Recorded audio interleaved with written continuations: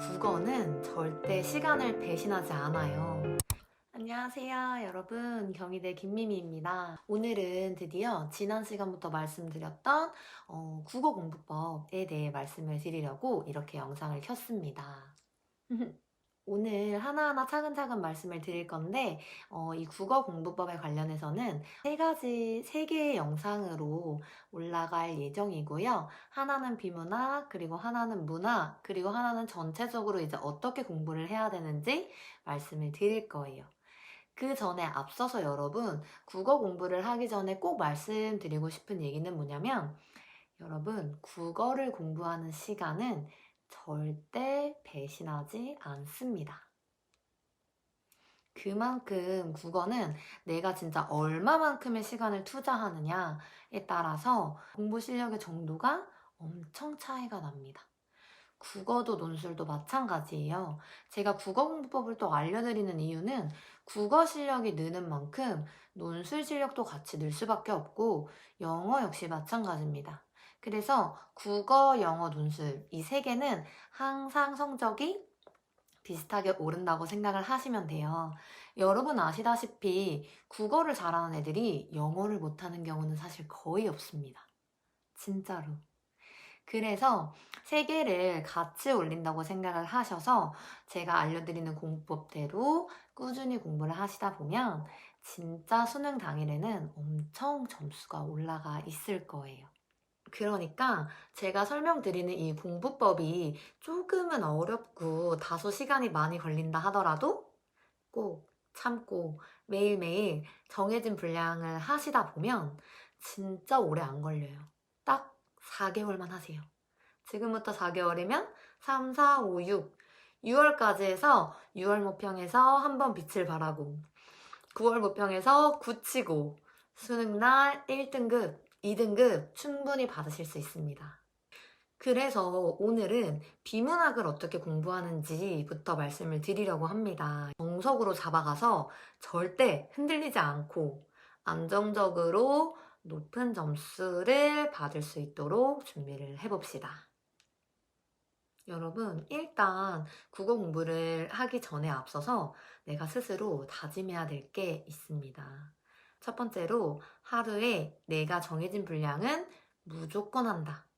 즉, 꾸준히 한다라는 거예요. 절대 하루도 빼먹지 않고 할 자신이 있는 그런 계획을 세우셔야 되고, 권장드리는 방향으로는 최소한 문학 한 지문, 비문학 한 지문, 아무리 어려운 일이 있을지라도 이거 두 개는 무조건 하고 넘어간다. 그리고 두 번째, 많이 푸는 게 중요한 게 절대 아니다. 논술과 마찬가지로 이 국어 역시 글을 다루고 이 글을 내가 완벽히 이해하고 그리고 답을 찾아내는 그런 시험이기 때문에 단순히 그냥 많이 푸는 게 중요한 게 절대 아니다. 무조건 하나를 가지고 제대로 심도 깊게 꼼꼼히 보는 연습을 하셔야 됩니다. 그래서 하루에 내가 지나치게 많은 양의 계획을 세울 필요는 절대 없어요. 대신 내가 정한 그 양만큼은 제대로 파악하고 이해하고 문제를 찾아가고 넘어갈 수 있도록 하셔야 됩니다. 그리고 마지막 세 번째, 여러분 국어 공부와 논술 공부의 필수품, 플러스 영어 공부까지의 필수품이 뭐냐면 형광펜이 굉장히 많아야 된다 라는 점. 오늘은 비문학 하나를 이제 보시면서 왜 펜이 많아야 되는지를 이해를 하시고 가시면 됩니다. 어쨌든 펜을 많이 다양한 색깔로 준비를 해두세요.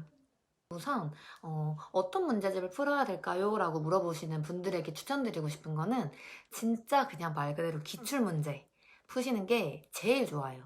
저는 사실 수능 공부를 준비하면서 다른 문제집 진짜 하나도 안 보고 기출문제만 모아놓은 문제집이 있거든요. 이제 기출문제 올라오는 거를 매일 비포로 뽑아가지고 공부를 했습니다. 한 회차별로 거의 5장씩 새 거를 뽑았어요.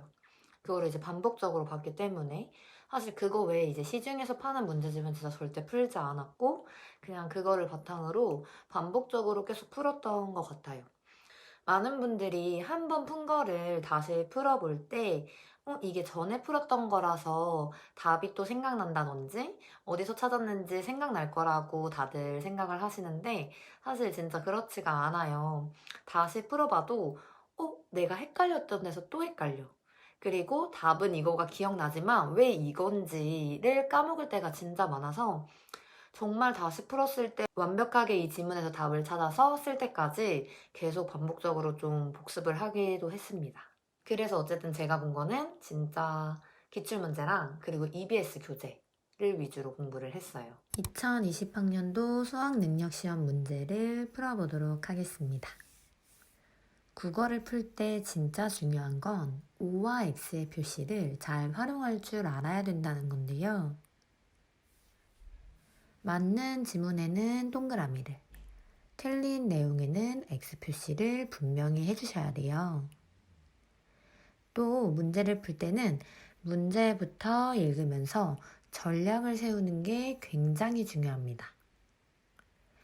예를 들어서 26번의 경우 앉는 것은의 X 표시를 명확히 해주시고 그 다음부터 선택지를 하나하나 읽어가는 거예요. 그냥 읽으셔도 되고 조금 헷갈리시는 분들은 알아서 표시를 해주시면서 읽으시면 됩니다. 추가적으로 팁을 좀 드리자면 뭐뭐만, 오직, 단지, 모든 등의 단어에는 별표 표시 체크를 해주면서 확인을 해주시는 게 좋고요. 이나 양, 길이 등 비교가 필요한 경우에는 부등호 표시를 해서 헷갈리지 않게 잡아주는 것도 글을 빠르게 정확하게 읽는 방법 중 하나예요.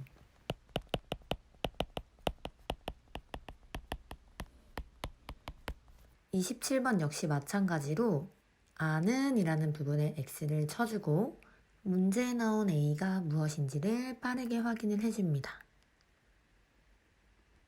그런 뒤에 선택지를 역시 빠르게 표시하면서 읽어주시면 돼요.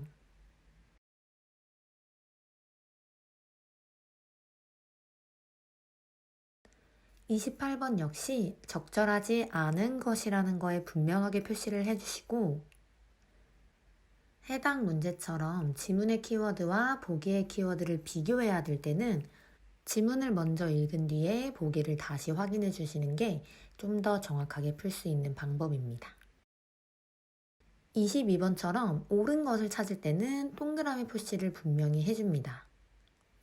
기억과 니은 역시 빠르게 확인을 해주신 뒤에 선택지를 읽어 내려가시면 됩니다. 개인차가 있지만 이런 부분들은 내가 좀 더 빨리 읽을 수 있는 표시라든지 이런 것들을 내가 미리 정해두는 게 굉장히 좋아요.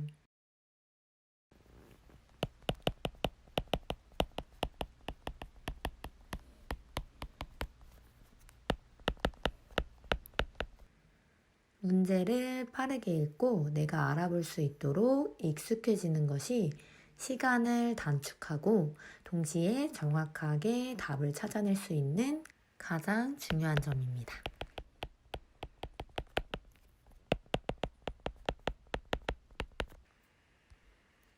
내가 문제에 체크한 동그라미 혹은 X와 같은 표시가 있는 선택지를 찾으시면 실수할 확률이 굉장히 줄어들어요.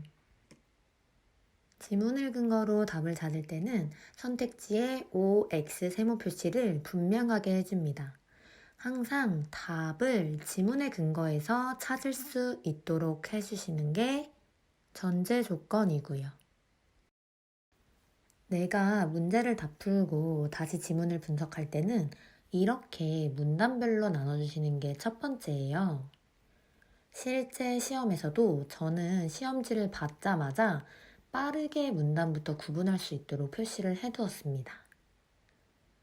그런 다음에 26번 문제를 먼저 풀 때 서로 다른 형광펜으로 각각 표시를 해주시는 거예요.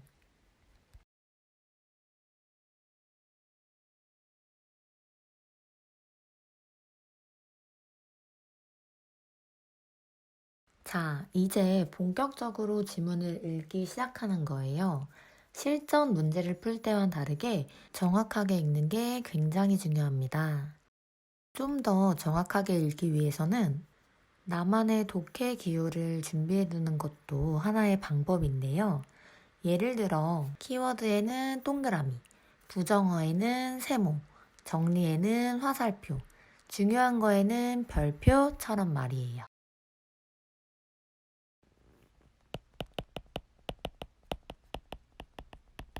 한 문단을 읽고 난 뒤에는 선택지에 있던 내용에 근거가 있지 않은지 다시 확인을 해주시는 거예요. 이렇게 선택지 4번의 근거를 찾았다면 동일한 형광펜으로 답의 근거를 표시해 주시면 됩니다.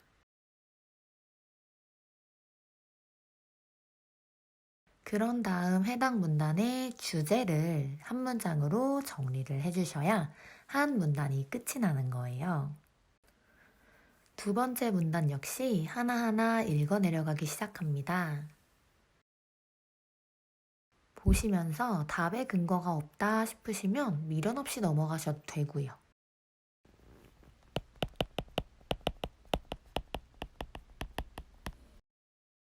세 번째 문단 역시 독해를 하다 보니 5번 선택지의 근거를 찾은 것 같죠? 더불어 해당 선택지의 근거를 좀 더 강화해 줄 수 있는 내용이 1문단에 있던 게 기억났어요.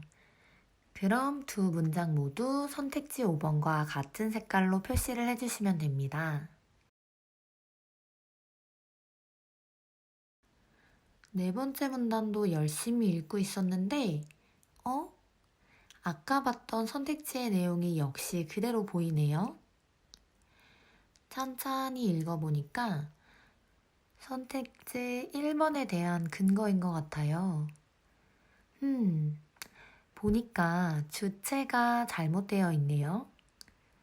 해당 내용을 확인한 뒤에 선택지의 내용이 틀렸다는 X 표시를 해줍니다.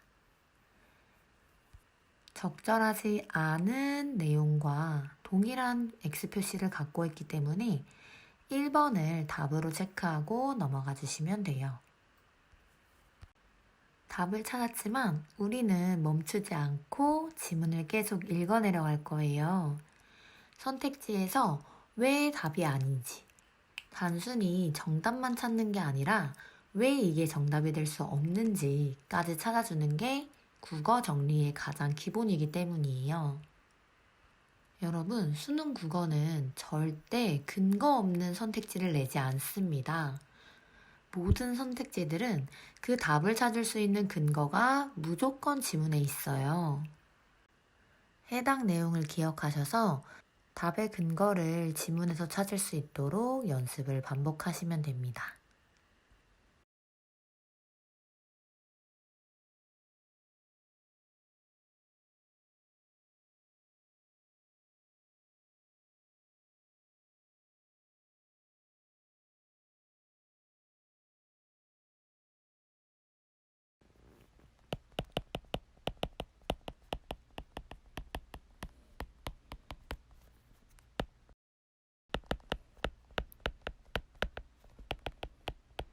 (27번으로) 넘어갈 때는 역시 다른 형광펜을 준비하셔서 선택지에 근거가 어디 있는지를 다시 찾아주는 거예요. 이렇게 다양한 색깔을 활용하는 이유는 선택지의 답들이 주로 어디에 위치하는지, 답의 근거가 되는 내용들은 주로 어떤 서술어 혹은 어떤 조사 혹은 어떤 부사와 함께 나오는지를 명확하게 이해하고 기억하기 위해서예요.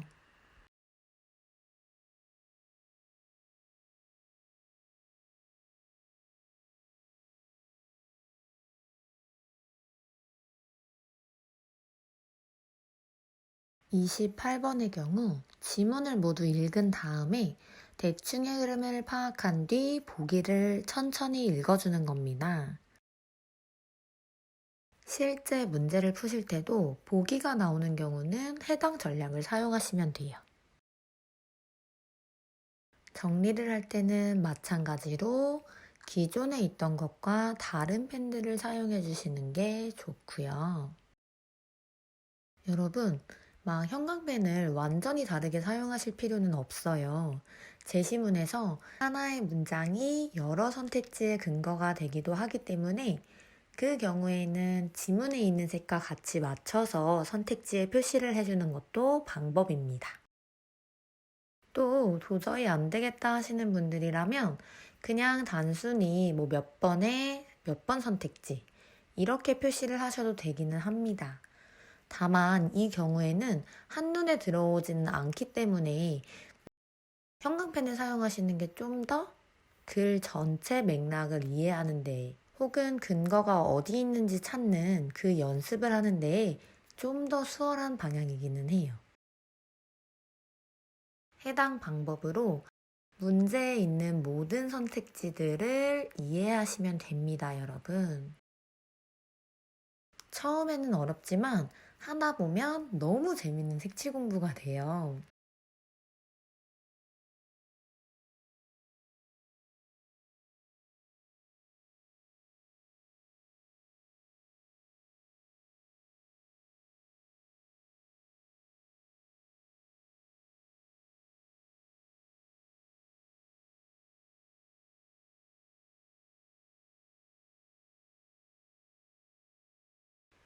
글을 전체적으로 다시 이해할 때는 핵심 키워드가 뭔지, 그리고 각 문단이 말하고자 하는 게 뭔지,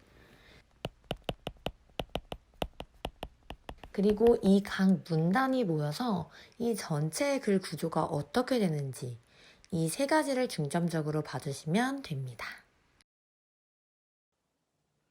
여러분, 제가 실제로 경험한 거기도 하고, 그리고 이제 많은 학생들 국어 과외를 하면서도 느꼈던 점은 국어는 사실 오르는데 시간이 진짜 꽤나 오래 걸린다.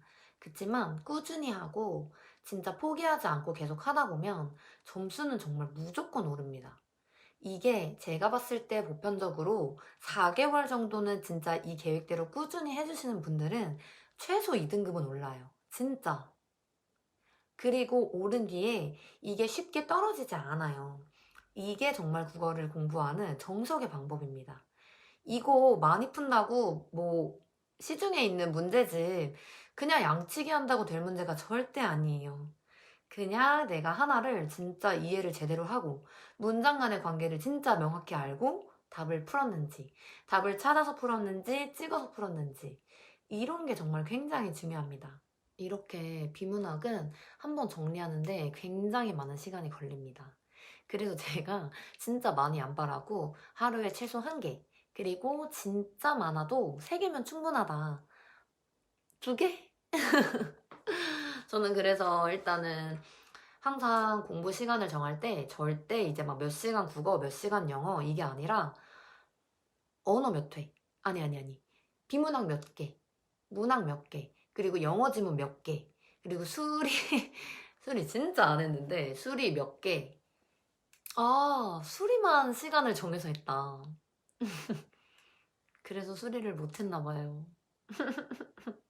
제가 사실 지금은 이제 국어 과외를 하고 있지는 않아요. 논술에 좀 더 집중을 하고 있는 때라서 국어 과외는 따로 하지는 않고 있지만 작년에 했던 것처럼 아무래도 4회로 마무리 짓는 특강 정도? 그러니까 이제 추후에 독학을 좀 더 수월하게 하게 할 수 있는 특강 정도는 준비를 하고 있습니다. 여러분, 오늘도 제 수업이 이해가 쏙쏙 되셨다면 좋아요와 댓글, 구독하기 눌러주세요. 다음 시간에 봐요. 안녕.